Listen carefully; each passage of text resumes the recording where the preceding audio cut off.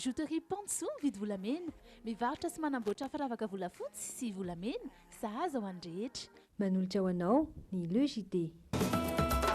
La vache qui rit, au flash tout andronao. Manolotra ho anao ny Le JT. Brushing, coiffure, coloration, osez tout avec Gliss Intense Thérapie. Alors, avant de les couper, essayez Gliss Intense Thérapie. Arcadia, le bon goût français. Produit français avec le label IGP. Dispose d'une large gamme de vins disponible dans les grandes épiceries et grandes surfaces.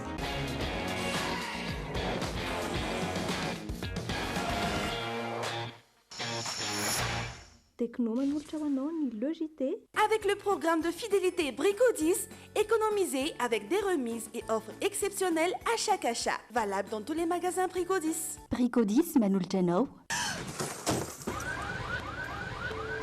Sam Assurance vous écoute. Sam Assurance, member of Salam. Assurance Sam vous présente Le JT.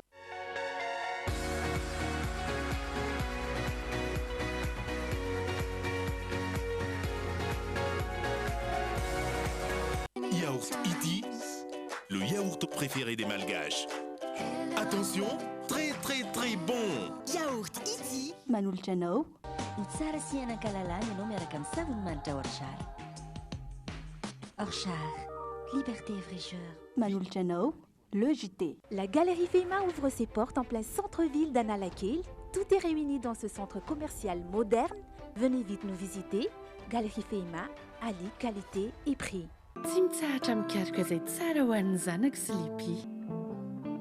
Ianao koa raha tianao ny zanakao safidio sy lipi. Ma safidiko numéro 1 malagasy manolotra ho anao.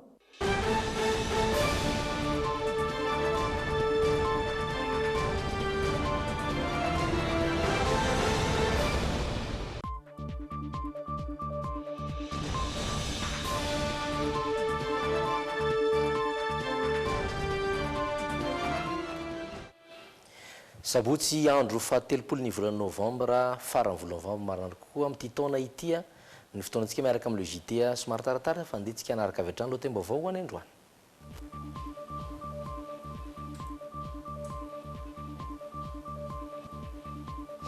Natsikatra tsy fetezana sy fandikan-dalana maromaro ny safidy nandritra ny fidianana kominaly farany teo. Nolanina androany lany androany ny lalana amin'ny fentetim-pilam-panjakana ny fampiakarana tatao-ketra alaina fanafana poti-tsavony no hoanina sy mpantsiana tamin'izany. Fomba momby enti misorika ny tsy fanjari-tsakafo mitarazoka ny fampinonon-dreny. Nofarita amin'ny filan-kevitry minisitra tamin'ity herinandro ity fa asiana lalana amin'ny fesy drafitra tsy maintsy arahina ny fambolena biolojika eto Madagasikara manomboka izao. Ary any ivelany trangana asa fampirona tany Londres renivohitry Royaume-Uni omaly. Olona roa no maty ny tsatokantsy, telo hafa kosa no naratra. Ampany amin'ireo vaovao no manana ho anao ireo ny sotominay ao anatin'ny lohateny. Dia tsika anaraka kosa ny vaovao ny sotominay mba hatolotra ao anatin'ny lahiona. L'IMT is an international private university. Pour nos bacheliers, travailleurs nationaux et étrangers, l'IMT vous offre 3 filières dispensées avec triple spécialité.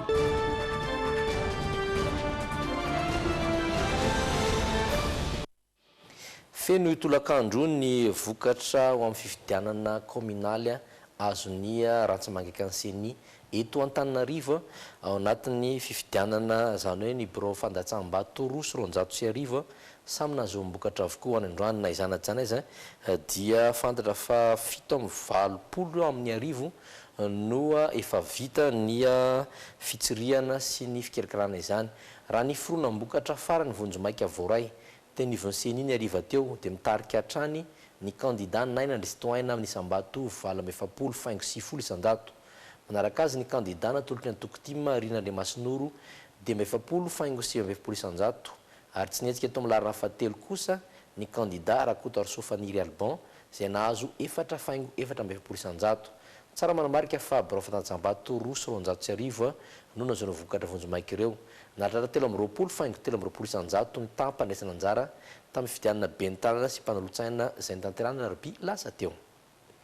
manodidin'izay dia namoaka ny fenkevitra savaranando nakasika ny fifidianana communaly farany teo sy manodidina tontolo politika eo omaly takariva ny safidy nasampanasana raha maso ny fifidianana ivony demokrasia ifarombonana natsikaritra tsy fetezana sy fandikandalana maromaro ihany ny safidy fanadadina avy hatrany ny zotram-pilaminana ny fifidianana communaly ny 7 novambra lasa teo raraka nitatitra ny safidy nasampanasa anaramaso ny fifidianana ivony demokrasia ifarombonana omaly na izany aza dia nisy ireo tsy fetezana toy ny tsy fahafehezan'ireo mpikambana ao amin'ny birao fandatsaham-bato ny fomba fiasa sy ny tsy fampiana na tsy fatombana ny fitaovam-pifidianana olona tsikaritra ny safidy ihany koa ny resaka lisy-pifidianana dia ny tsy fahitam-pifidy sasan'ny anarany ka niteraka fahasorenana tamin'izy ireo na dia isan'ireo nifidy tamin'ny solombavam-boaka azy ambany dia ambany raha teo ny tapandraisana anjara tamin'ity izay ty nitsantotongana tamin'ireo fifidianana fandimby ary ny tena ambany dia nitany fandraisana anjara amin'ny vehivavy sy ny tanora olona goavana tsy fisiany lalàna mifemy vanim-potoana mialoha fampielezan-kevitra ka nisy naroatra izany mba hampiasana fahefana sy fitaovam-panjakana hoy hatrany ny safidy teo koa no mbola fisiany fanokanana nandritry ny fotoan'ny fampielezan-kevitra izay nandraisan'ireo tompona ndraiky mpanjakana ambony anjara toy ny gouvernoura sy ny filoham-pirenena na eo izany rehetra izany dia ny antson'olony rehetra ho tony mandra-piandra ny vokatra ofisialy ny fidiana be ny tanàna sy ny mpanolotsainy tanàna iny ny safidy fa nahitana olona madinidinika ihany koa ny fidianana communaly teny amin'ny commune Talatamaty ao anatin'ny district na Molatrimo saika voavavy koa izany ka tsy nisy fiantraikany tamin'ny fisotron'ny fifidianana amin'ny ankapobeny amin'izao fotoana dia mifampiantso mba hiandra mpitona ny voka-pifidianana ireo kandida ho be ny tanàna teny Talatamaty toy ny commune rehetra dia nahitana tsy fahatombanana kely ihany koa ny fifidianana communaly ny aroby lasa teo teny amin'ny commune Talatamaty ao anatin'ny district na Molatrimo goavana ino amin'ireny ny tsy fahitam-pifidy sasan'ny anarany tao anaty lisy-pifidianana tratra izany hatramin'ny kandida ho be ny tanàna betsaka ny olona niverina fa tsy tafiditra tao anaty bureau de vote satria tsy nahita ny anarany ny tenako kandida koa raha dia isan'ny tratran'izay voaterina atao rajout satria tsy tao anatin'le listra nefa ary anatin'le listra fa rehefa miditra anatin'le listra ao anaty bureau de vote dia tsy tao indray le anarana dia ny fampiantso amin'izareo seny iny tetavana vahaolana dia natao rajout satria nanana an'le certificat d'inscription tena koa maha-kandida raha teo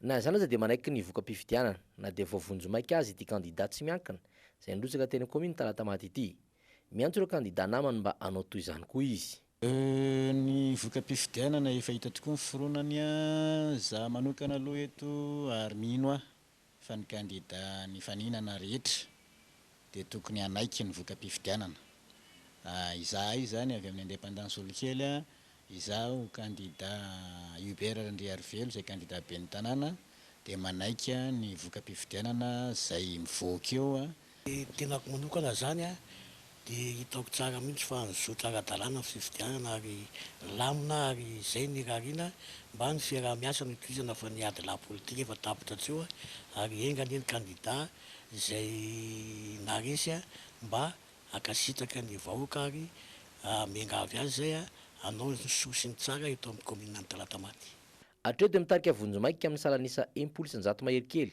ny kandida Eli Dominique avy amin'ny Antokotimo izay arahan'ny kandida Dr Ady Razafindratsimba avy amin'ny IRK ho antsika rehetra moa izay nahita tsy fahatombanana nandritra ny fifidianana dia afaka miaraka fitarainana sy fitoriana eneviny fitsarana miady amin'ny fanjakana na izany nanambarana seny omaly fa dia misokatra amin'ny varavaran'izy ireo ho an'ny fampitahana ny fitanana ny tsoratra sy ny voka-pifidianana raha toka nisy izany dokam-barotra dia verina anaraka vaovao hafa indraytsika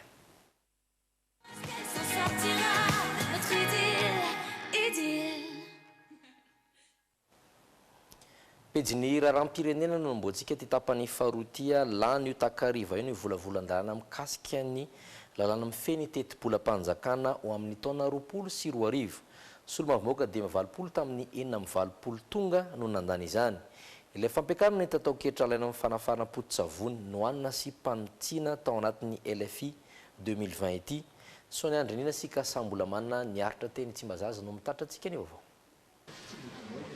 naritra adiny valo ny fandaniana ny volavolan-dalàna mifeny teti-polam-panjakana 2024 tetỳ amin'ny anteny miram-pirenena androany andiny tokana monja ihany no nasipantsiana dia mikasika ny fiazonana ny abalaina amin'ny fanafarana potitsavony 10 isanjato raha toka nokasaina akarina 20 isanjato ireo andiny rehetra kosa dia nolaniny ireo solombavam-bahoaka tsy nisy fantsiana avokoa isan'izany ny famerenana ny abalaina amin'ny katsaka roapolo isanjato izay nampiakapeo ireo solomavombahoaka sasany.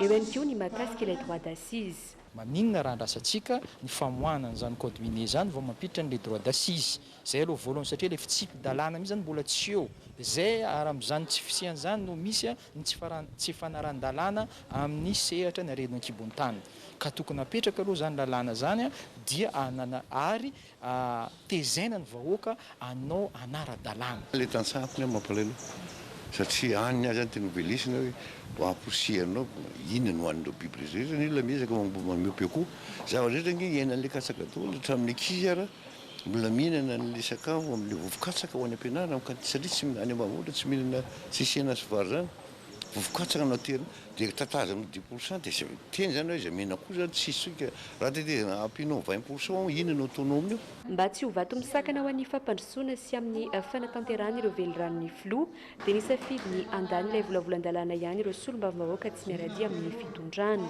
Nakay zany dia zay hoe alao zany lanisika tindry amin'ny toerako ty no ny tombosamban'ny firenena. Zay sananakay. Io ne discussion betabe eo ne zavatra olan'indra foana nareo maranisa ne zany fa zay zany no avezivezy dia aleo zany mitena aloha salanisika anty zavatra ty. Efa lalàna fa tsy volavolan-dalàna intsony araka izany teti-bolam-panjakana ho an'ny taona 2024. Ohinan'izao dia ny anara-maso hoe le vola amina tapitrisa lavitrisa lanena tety fia nampiasaina ny tokony nampiasana azy. Ray zay fa indrindrandrindra misy fiatraikany any amin'ny fiainam-bahoaka satria nandaninany itya dia nisy fitondrana fafolany teto hitana koa fa nisy adevitra maro natany amin'ny fomerana teto ka rehefa lany ny fitondrana io nananafiny io dia mazava ho azy fa tsy maintsy misy teti-bola ampiarana an'izany ampiasana an'izany finy zany. Iray alina mahery miliara ariary izay no fandaniana ho an'ny taona ho avy io. Ny 5 miliara mahery amin'io dia natokana ho amin'ny fampandehanan-dra-panjakana, ny 4 miliara mahery kosa natokana ho amin'ny lahasam-pamokarana. Ndroso tsikelikely isika makany amin'ilay vinan'ny filoham-pirenena Andriamatora Rajoelina ny mba firenena misandratra firenena émergent any Madagasikara. Mbola lalàna mifely teti-bola amin'ny taona 2024 ihany aloha ny lany an'io isa-taona antsika tsy maintsy mandany an'izany teti-bola izany fa miandalana eny ihany zany dia ho atsaraintsika izany asa rehetra tokony ho ataon'ny ministeran'ny toe-karena sy ny fitantanam-bola izany. Marina fa solombavam-bahoaka 520 amin'ny 420 no nandany ny volavolan-dalàna amin'ny feny teti-bolam-panjakana 2024 tamin'ny ity androany ity.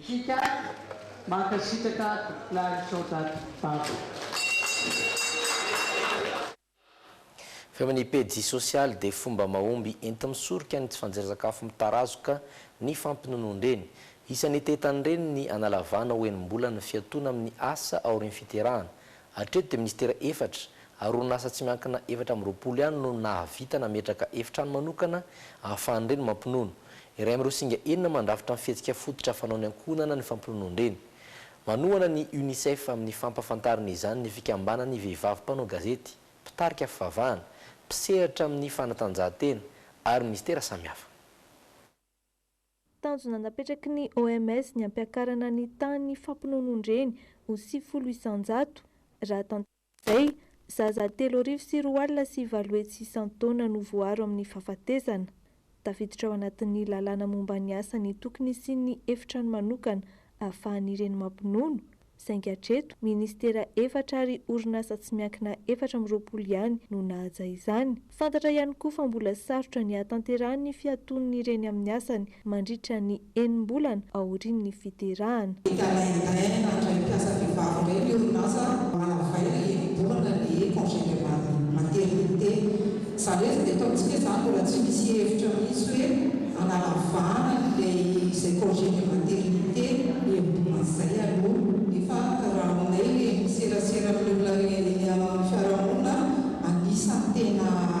Fepetra hoe metakateraka ny fampinonana tsy misy fangaro izany raha hoe bolana mihitsy afaka miaraka amin'ny zaza foana. Tafiditra ao anatin'ny singa 4 mandrafitra ny fihetsika fototra fanaony ankohonana ho fiarovana ny zon'ny ankizy ny fampinonondreny. Nisy ny hetsika ho fampahafantarana izany natomboka teo amin'ny parvy Analakely ary ho tanterahana amin'ireo boribory tany eny eto Antananarivo. La cible qui ne demandent pas de financement. Tsy voatery mila vola vao andeha hitondra ny zanany atao vaksiny, tahak'izay ihany koa ny fampinonon-dreny sy ny fanentanana amin'ny fanasana tanana. Tous des gestes individuels, familiaux, qui peuvent être faits sans financement. Fikambanan'ny vehivavy mpanao gazety, mpitarika fivavahana, mpisehatra amin'ny fanatanjahantena, ministera samihafa, sombiny amin'ireo mandrafitra ilay vovonana, ifanohana amin'ny UNICEF ka hivohy sy ampafantatra ny fihetsika fototra fanao ny ankohonana ho fiarovana ny zon'ny ankizy. Fa isan'ireo firenena fito aty Afrika mikama anatin'ilay MAC na Maritime Security Madagascar tetika asa izay miompana amin'ny fanamafisana fandriampahalemana an-dranomasina. Nisy ny fifanomba fikarakarana rafibaiko manokana mikendrindrina ny fanaraha-maso ny fivezivezen'ny sambo amin'ny faridranomasina aty andrefany Afrika. Nandindimba avao miaraka amin'ny Miary Sorojoravaka sy Patrick Rakotoary Malala. Voasikazo isan'ny firenena tsara toerana amin'ny fiarovana ny ranomasina sy ny sisitany Madagasikara. Manandanja-trano nefa na izany aza ny fanatevenana traikefa amin'ny fanana sy ny fifampizarana fahaiza-manao. Ohatra amin'izany ny fisian'ny fiofanana manokana momba ny fikirakirana ilay rafibaiko na logiciel Maritime Awareness System. Manampy an'i Madagasikara hafeny antotam-baovao momba ny zava-mitranginy an-dranomasina, indrindra ny fanaraha-maso ny fivezivezen'ny sambo amin'ny faridranomasina aty andrefany Afrika. Madagasikara dia voalohany mampiatrano ny centre de fusion de formation maritime. Ao anatin'io izay iasan'ny tafika an-dranomasina ny avy amin'ny sampandrara hafa ihany koa dia mamindra ny fahalalana sy ny fahaizana ho an'ireo izay rehetra miandraikitra ny fandriampahalemana eny an-dranomasina. Mariana Fatetikasa anamafisana ny fandriampahalemana an-dranomasina ny MAZ na Maritime Security izay toana ny vondrona Europeanina. Misa 7 ny firenena mivondrona ao anatin'izy io aty Afrika ary isan'izany Madagasikara. Fa akoatr'izay dia isan'ireo firenena afaka hisitraka ny vola mitentina $20 miliara ampidiriny golf eo amin'ny fizahan-tany eran-tany Madagasikara amin'ity taona ity. Madagasikara mantsy no ampiantrano ny MCB Tour Championship izay fanana sy firenena voalohany horaintsika amin'ny taranja golf sady mampitombo vola vahiny miditra eto amintsika no mampiroborobo ny fizahan-tany ny fandraisantsika ny MCB Tour Championship raha ny fanambarana telejeneral'ny ministera fizahan-tany hatrany. $20 miliara eo ny vola miditra amin'ny fizahan-tany maneran-tany noho ny taranja golf. Isan'ireo afaka hisitraka izany i Madagasikara amin'izao fotoana izao. Isika mantsy no mampiatrano ny MCB Tour Championship izay lalao iraisam-pirenena voalohany mampiatrano ny Madagasikara raha eo amin'ny taranja golf.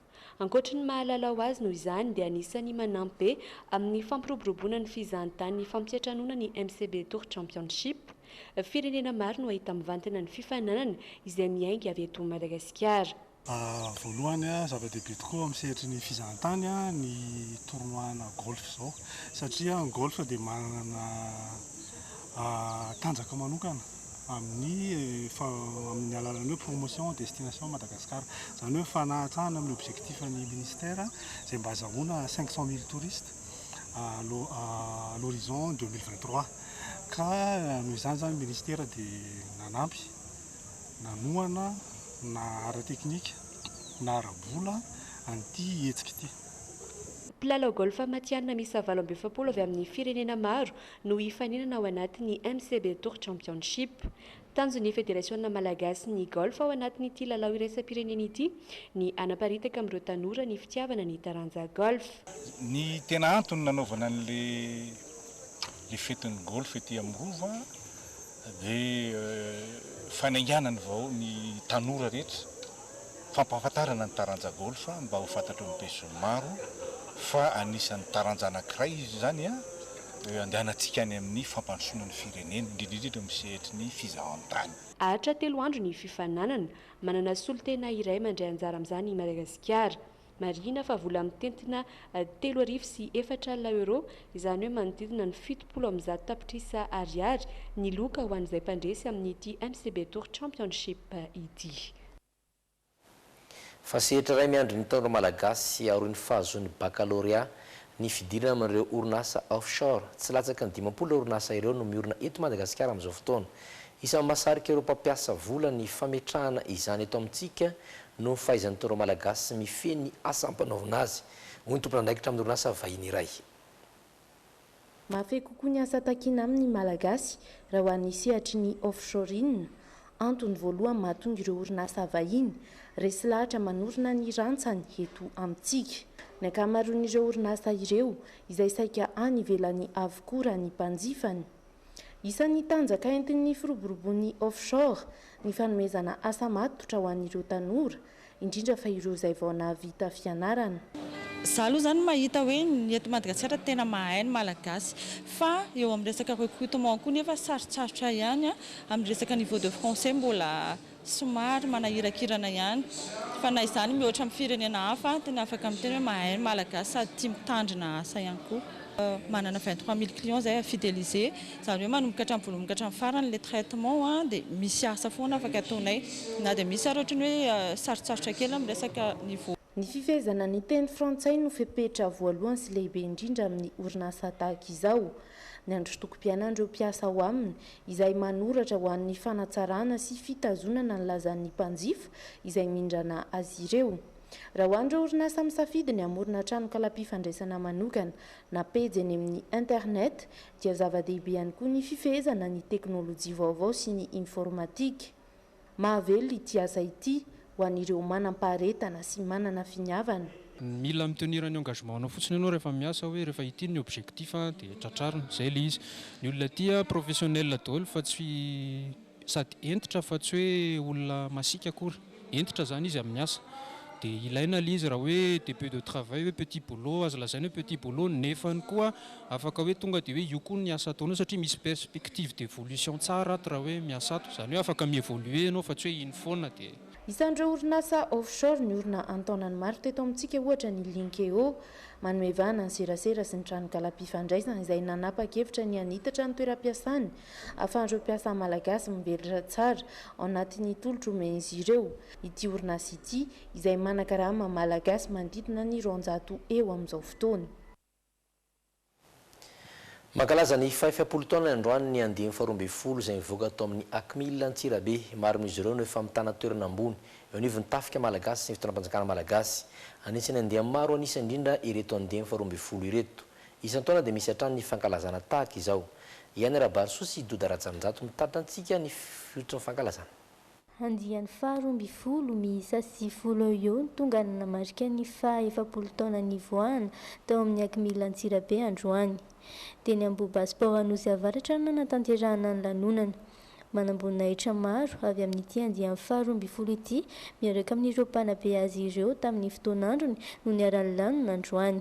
Bea dia tamin'ny 30 octobre 1982 dia nahazo ny laharam-boninahitra soletina zahay tamin'ny 1 novembre 1982 fa ny fidirana tao zany dia ny 1 décembre 1979 zany hoe raha tena jerena zany izy dia feno 70 taona rahampitso fa rahampitso moa alahady mbetsaka ny mandeha any am-piangonana dia nataony androany fa tena 70 katroka zany 70 taona katroka zany no nidiranay tany Antsirabe. Ho fanamarihana ny fankalazana androany dia nisy ny fiarahan'izy ireo nanao fanatanjahantena ny maraina ary notohizana tamin'ny fiaraha-misakafo sy fiaraha-mifaly izany.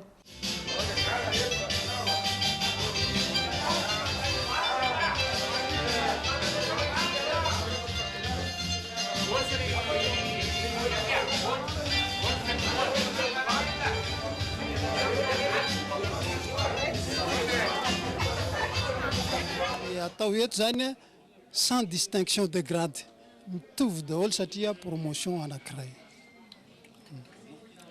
Manampy anay koa zany ireo le mpampianatra ireo le nitaizanay tany dia ioro zareo ny fankalazana ny anniversaire ny promotion ohatra tsika olombelona ihany manao anniversaire isa-taona isa-taona. Ny ankamaroan'izy ireo dia efa misotro ronono avokoa fa mbola misy ihany ny amperinasa izay miisa 7 hanamafy ny fifankatiavana ampita ny fanilo amin'ny manodidina sy ny zandry izay no tanjon'izy ireo amin'ity fankalazana androany ity. Nisy ihany koa ny fifidianana izay ho filohan'ny andiany faharoa amby folo vaovao indray ary fanomezana maro-pankasitrahana. Pejim-baovao hafa all night io indray ny endrika vaovao ny fiarahana ao amin'ny hôtel de l'Avenue eny Analakely isaky ny zoma sy sabotsy. Miavaka ny lanonana satria manomboka amin'ny 7 ora sy sasany alina ary maharitra mandramaraina.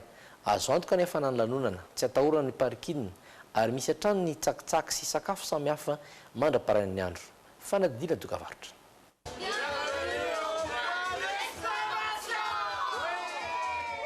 Tonga sotomin'ny all night miova endrika kely manomboka izao ny fiarahana ato amin'ny hôtel de l'Avenue Analakely isaky ny faran'ny herinandro.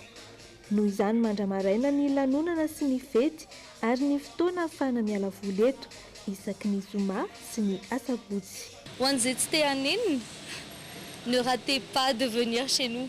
Il y a quelque chose de spécial.